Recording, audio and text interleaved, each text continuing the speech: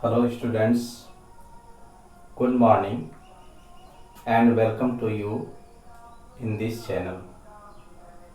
सबसे पहले मैं आपको बता दूं कि आपको प्रतिदिन एक वीडियो जो है अपलोड करके आपके पास भेजा जा रहा है और इस वीडियो को बहुत सराहनीय तरीके से जो है स्टूडेंट्स इससे लाभ उठा रहे हैं, जिसके लिए मैं अपने आप को खुशनसीब समझता हूं और साथ ही मैं ये सोचता हूं कि यदि मेरे इस वीडियो से आपको थोड़ा भी लाभ हो रहा हो तो आप आगे भी इसे लाइक करें, सब्सक्राइब करें और शेयर करें।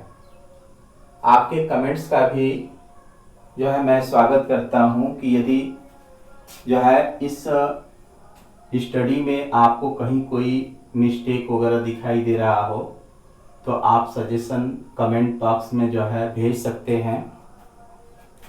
कोई प्रॉब्लम हो तो आप पूछ भी सकते हैं। आपको जो है कई दिन से इंग्लिश ग्रामर का दूसरा चैप्टर सिंथेसिस पढ़ाया जा रहा है, जिसमें आपको सबसे पहले पढ़ाया जा रहा है फॉर्मेशन ऑफ सिंपल सेंटेंस, अर्थात इसके अंतर्गत हम सीख रहे हैं कि दो या दो से अधिक सिंपल सेंटेंस को जोड़कर एक सिंपल सेंटेंस कैसे बनाते हैं और उसे बनाने की कितनी विधियां होती हैं, जिनमें आपको बताया गया है कि सिंपल सेंटेंस बनाने की 8 विधियां होती हैं और उन 8 विधियों में से मैं 4 विधि का प्रयोग करके सिंपल सेंटेंस बनाना जो है आपको सिखाया हूं। आज इस वीडियो में जो है एडजेक्टिव अर्थात एक एडजेक्टिव का प्रयोग करके दो या दो से अधिक सिंपल सेंटेंस को जोड़कर एक सिंपल सेंटेंस कैसे बनाया जाता है, यही आपको सिखाने का प्रयास किया जाएगा। आप जानते हैं एडजेक्टिव एक ऐसा शब्द है जो किसी नाउन या प्रोनाउन की विशेषता को प्रकट करता है। तो निश्चित है कि जो भी दो या दो से अधिक सिंपल सेंटेंस के जो है ग्रुप दिए गए हैं, यदि उन सेंटेंसेस में से किसी भी एक सेंटेंस में किसी नाउन या प्रोनाउन की विशेषता या तो उसी वाक्य का या अन्य वाक्यों में से किसी भी वाक्य में उसकी विशेषता कोई एडजेक्टिव यदि प्रकट करता है, उसकी विशेषता प्रकट कर रहा है, तो उस एडजेक्टिव को हम उस नाउन या प्रोनाउन के पहले रख कर जो है उन वाक्यों को जोड़ करके एक सिंपल सेंटेंस बनाने में कामयाब हो सकते हैं। एक सिंपल सेंटेंस बन सकता है। जैसे मान लीजिए एक एग्जाम्पल मैं आपको दे रहा हूं और ये समझ जाइए कि सिंथेसिस करने के लिए जितनी भी विधियां होती हैं उन सभी विधियों में से ये सबसे आसान और सरल विधि होती है। इसको आसानी से समझा जा सकता है। जैसे मान लीजिए अगर इस तरह से कहा जाए, Rakesh is my brother. Rakesh is my brother. He is intelligent. Rakesh मेरा भाई है, वह इंटेलिजेंट है। आप देख रहे हैं कि यहाँ दो सेंटेंस दिए गए हैं, दोनों में से प्रत्येक सेंटेंस सिंपल सेंटेंस है, जिसमें पहले सेंटेंस का सब्जेक्ट राकेश जो कि नाउन है, इसकी विशेषता दूसरे सेंटेंस का एक एडजेक्टिव इंटेलिजेंट प्रकट करता है।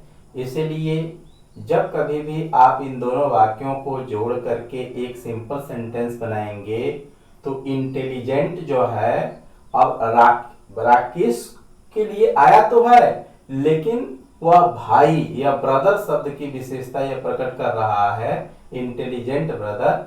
इसलिए यह इंटेलिजेंट इस ब्रदर के पहले चला जाएगा और इसके पहले रख करके हम इसको जोड़कर एक सिंपल सेंटेंस बना लेंगे। इसको हम जोड़ेंगे, कंबाइन करेंगे तो हो जाएगा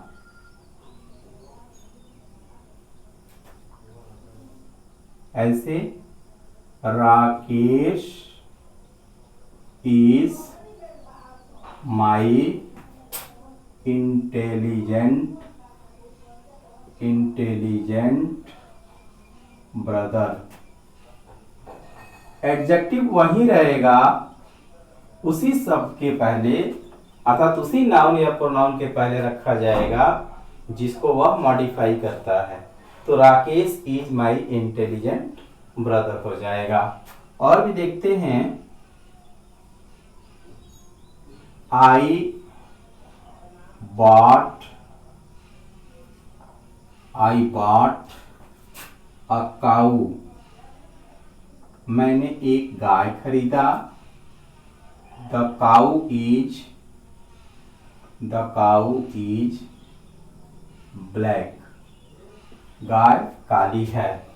ये बहुत आसान विधि होती है सिंथेसिस करने की। अब ये जो दो सेंटेंस दिए गए हैं, इन सेंटेंसेस में जो है काऊ की विशेषता प्रकट करने के लिए दूसरे सेंटेंस में ब्लैक शब्द का प्रयोग किया गया है। अर्थात यह ब्लैक काऊ की विशेषता प्रकट करता है।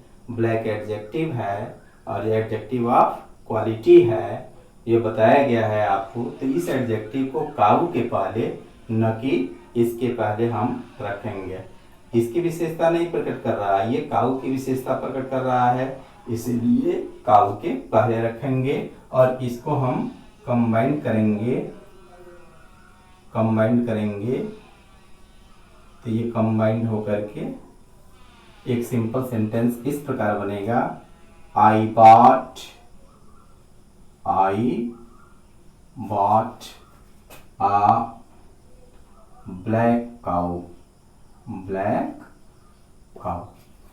ठीक है। और भी देखते हैं, a man came to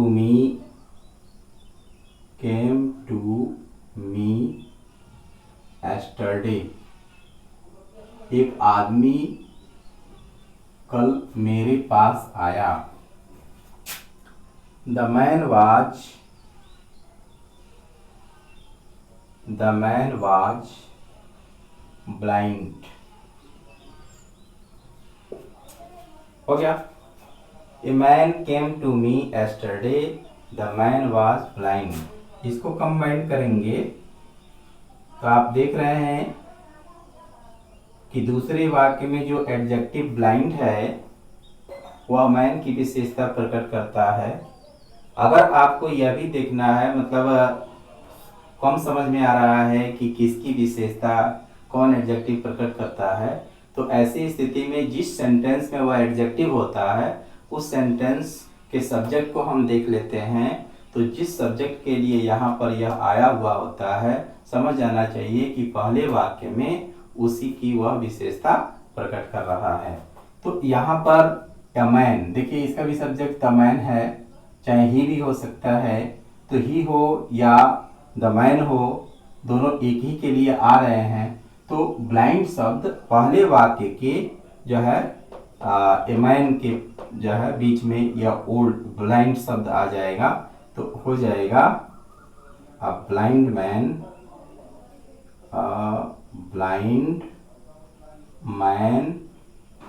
came to me yesterday। ऐसे जुड़ करके ये एक वाक्य हो जाएगा। अभी देखते हैं, अगर इस तरह से कहा जाए, I bought a pen it was costly. एक और एग्जाम्पल लेते हैं, I bought a pen, it was costly, it was costly. हो गया। तो ये छोटे छोटे वाक्य हैं। ये दो वाक्य जो दिए गए हैं इनमें इट शब्द पेन के लिए आया हुआ है, अर्थात इस वाक्य का यह सब्जेक्ट जो है पेन के लिए आया हुआ है और इसी के एक एडजेक्टिव के बारे में इसमें लिखा गया है, अर्थात कॉस्टली जो एडजेक्टिव है वह पेन की जो है विशेषता को प्रकट करता है, इसीलिए कॉस्टली शब्द को पेन के पहले लिख देंगे और यह कंबाइंड हो जाएगा। कंबाइंड होकर के ये इस तरह से बनेगा, I bought a costly pen, ऐसे हो जाएगा। तो एडजेक्टिव का प्रयोग करके दो या दो से अधिक सिंपल सेंटेंस को जोड़ करके एक सिंपल सेंटेंस बनाना बहुत आसान होता है। इसके लिए हम देखते हैं कि दोनों वाक्यों में से या दो से अधिक भी हैं, किस वाक्य में जो है किस वाक्य के किसी नाउन या प्रोनाउन की विशेषता कोई एडजेक्टिव प्रकट करता है। जो एडजेक्टिव उसकी विशेषता को प्रकट करता है उस एडजेक्टिव को उसी नाउन या प्रोनाउन के पहले रख करके उसे कंबाइन करते हैं। और भी एग्जांपल्स देखते हैं ताकि और जो है आपको क्लियरेंस मिल जाए।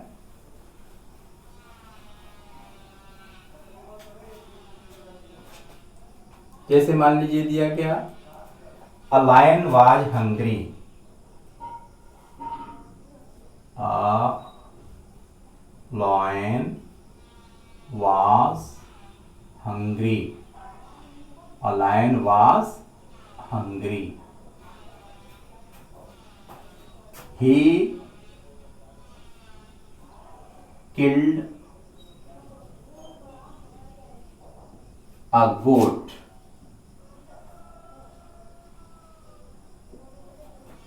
the goat was, कि अब थोड़ा सा ध्यान दे देना है, The goat was white, मान लीजिए हो गया। A lion was hungry, he killed a goat, the goat was white। अब यहाँ पर दो नहीं तीन हो गए, तो इसमें कुछ घबराने की आवश्यकता नहीं है, ये भी आसानी से उसी तरह से बनेगा। हम देखेंगे A lion was hungry, इसी वाक्य में हंग्री जो एडजेक्टिव है वो लायन को मॉडिफाई करता है, अर्थात हंग्री लायन के पहले रहेगा, जबकि दूसरे वाक्य में he killed a goat, the goat was white। इस सेंटेंस का यह एडजेक्टिव इस सेंटेंस के गोट को मॉडिफाई करता है, अर्थात व्हाइट गोट की विशेषता प्रकट करता है और हंग्री लायन की विशेषता प्रकट करता है, इसीलिए हंग्री लायन के पहले और व्हाइट गोट के पहले आ जाएगा और ये कंबाइंड हो जाएगा। इसको हम इस प्रकार कंबाइन करेंगे, हो जाएगा a hungry lion, a hungry lion killed a white goat, white goat। हो गया। तो ये आसान होता है। अभी देखिए और भी, the teacher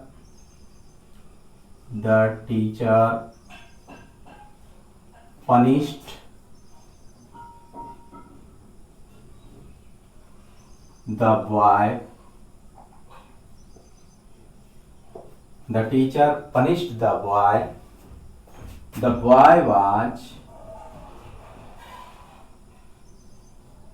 boy was naughty। हो गया।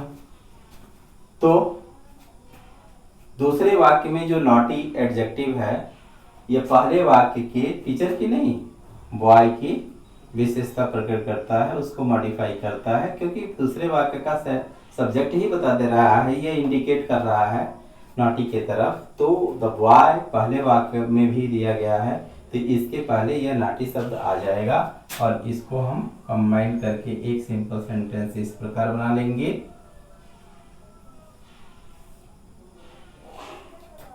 The teacher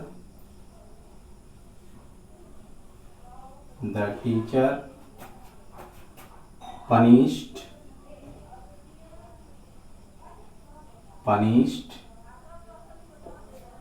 a naughty boy। और भी एग्जाम्पल लेते हैं। The police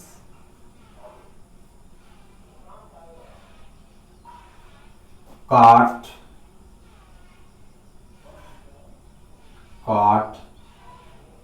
the thief। The police caught the thief।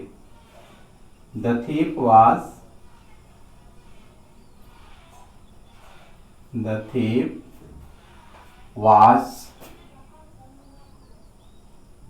notorious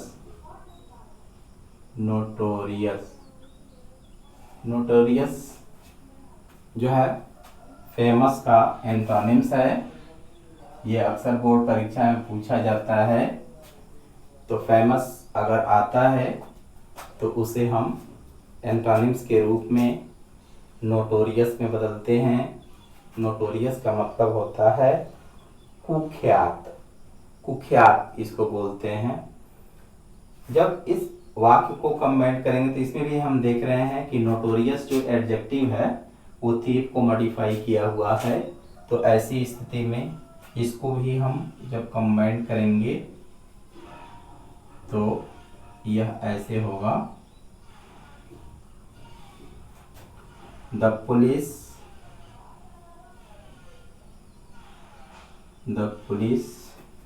caught a